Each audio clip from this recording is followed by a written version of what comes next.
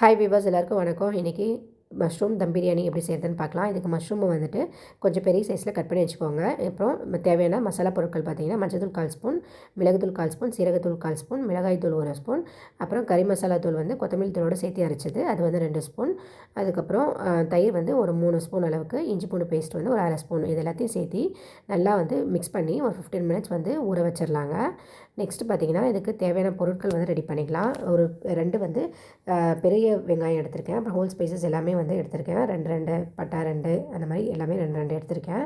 தக்காளி வந்து ஒரு குட்டி தக்காளி வந்து கட் பண்ணி குட்டி சைஸ் 2 தக்காளி கட் பண்ணி எடுத்திருக்கேன். இப்போது ஒரு பாத்திரத்தில் கடலெண்ணெய் போட்டுட்டு ஹோல் ஸ்பைசஸ் எல்லாம் ஆட் பண்ணிவிட்டு சோம்பு போட்டு தாளிச்சிட்டு இதெல்லாம் வெடித்து வந்ததையும் பெரிய வெங்காயம் போட்டு நல்லா பெரிய வெங்காயம் பச்சை மிளகா போட்டு நல்லா வதக்கிக்கிறோம், கருவேப்பிலை எல்லாம். அதுக்கப்புறம் பெரிய வெங்காயம் கொஞ்சம் நல்லா வதங்கி வந்தது இஞ்சி பூண்டு பேஸ்ட் வந்து நம்ம ஏற்கனவே 1/2 ஸ்பூன் போட்டு மேரினேட் பண்ணியிருக்கோம். ஸோ 1 ஸ்பூன் அளவுக்கு இஞ்சி பூண்டு பேஸ்ட் போட்டுட்டு அதையும் நல்லா வதக்கிட்டு தக்காளி வந்து 2 தக்காளி போட்டிருக்கோம், அதையும் வதக்கிட்டு அப்புறம் ஒரு 1/2 கைப்பிடி அளவுக்கு புதினா தலை, 1/2 கைப்பிடி அளவுக்கு கொத்தமல்லி தலை போட்டு நல்லா வதக்கிறோம். இதெல்லாம் வதக்கினதையும் நம்ம ஊற வச்சுருக்க மஷ்ரூமை மேரினேட் பண்ணி வச்சுருக்க மஷ்ரூமையும் போட்டு நல்லா வதக்குறோம்.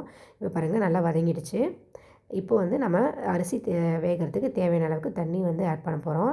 இதில் வந்து 1 டம்ளர் அரிசிக்கு 2 டம்ளர் தண்ணி ஆட் பண்ண போகிறோம். நான் வந்து தேங்காய் பால் 1 டம்ளரும் தண்ணி வந்து 1 டம்ளரும் ஆட் பண்ணியிருக்கேன். இப்போ அரிசி போட்டு உப்பு போட்டு நம்ம லாஸ்ட்டாக வந்து எலுமிச்சைப்பழம் ஒரு 1/4 எலுமிச்சைப்பழத்தை வந்து புழிஞ்சு விட்டுட்டு இதை போட்டு மூடி வச்சிடலாம். சென்டரில் வந்து ஒரு டைம் வந்து ஓப்பன் பண்ணி பாருங்கள். உப்பு செக் பண்ணிவிட்டு உப்பு சரியாக இருந்தால் விட்டுருங்க, சரியாக பத்தலை அப்படின்னா கொஞ்சம் ஆட் பண்ணிவிட்டு திரும்பவும் போட்டு இந்த மூடியில் பார்த்திங்கன்னா கிராம்பை சுருக்கியிருக்கேன் நல்லா தம்மாக.